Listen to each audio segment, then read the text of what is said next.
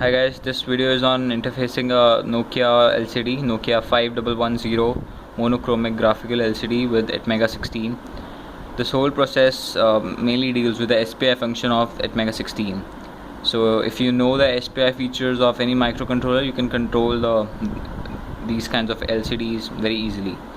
So this is a 5110 Nokia monochromic LCD module, which is 8-bit, which has 8 pins, and I'll name you if you can see it. It's ground, then the LED pin. This has LED for backlight. This screen also have a backlight. This module contains blue colored backlight, and there are several modules as well which have various colors of backlights in them. Then the third pin is for I guess it's for VCC, yeah, and the fourth pin from the right is for clock. Then the data in part, and then a DC pin means if you want to select between the data or command. All the whenever these display things, they work on command and data, so they need to identify whatever you're sending is a command or a data part. So this pin satisfies that need. And then we have CE, which is chip enable.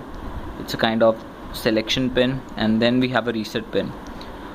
This module requires a very small amount of reset time whenever it starts, the whole process starts. I have, in my coding part, I have given a small amount of reset. It was mentioned in its datasheet that it requires a reset time to work properly, and I'll recommend you guys to go through its PDF once if you are if you want to really understand what's working, how it's working, and what all codes you need to make it work. So let me show you. I'll plug on my power supply for this project, and I'll show you what all I've displayed. I've displayed these images. It's a JMoon Makerspace and a Roborium.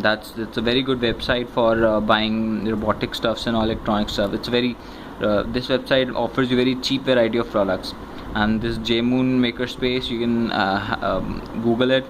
It's a makerspace, first makerspace in Delhi, and that's really good for robotics enthusiasts or any hobbyist person. So this is how it's working. This whole section over here is for the SPI. As you can see, there are pin named MOSI and MISO, which means master output slave input, and MISO means master input slave output. Since we in this project we are not dealing with anything to read with the LCD, so we are just concentrating on the MOSI part, which is master out slave input. This over here is acting as a master, and it's sending the commands and data to this LCD, so it's acting like a slave. So the master is giving the output and slave is taking the input. So that's why MOSI pin, master out slave input. And then we have the serial clock pin, as you can see, SCK. And SS is same as SS is connected to this CE, which was chip enable. So this selects the SS stands for slave select, and CE stands for chip enable. So these are linked together, and then all the rest of pins are for the corresponding pins like reset and DC pin. You guys can you make your own custom images in this. It's a one more important thing that I forgot to tell you is that it's a 48 cross 84 pixel LCD display. So we have 48 pixels like this and 84 pixels like this. So you can display, if you multiply them, you can have around, I guess, how many of them pixels, you multiply that stuff for yourself. So you have a lot of it would be around 504 into 8, yeah, because in my coding part I have made array of 504 elements, and each element contains 8-bit data. So obviously 8 into 504, that many out of pixels this LCD can have right now. And you can display the data whatever you want. You can display alphabets. I've also served on it. Many people have made their own clock using analog clock, analog type clock, and a digital one. So there are many applications of this LCD.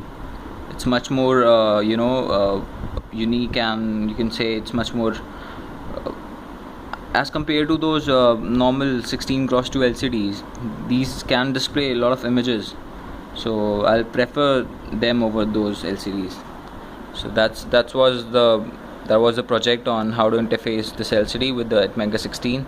You can also watch my project on engineersgarage.com. They'll have the coding part and the connection and description, all that stuff. So thanks for watching.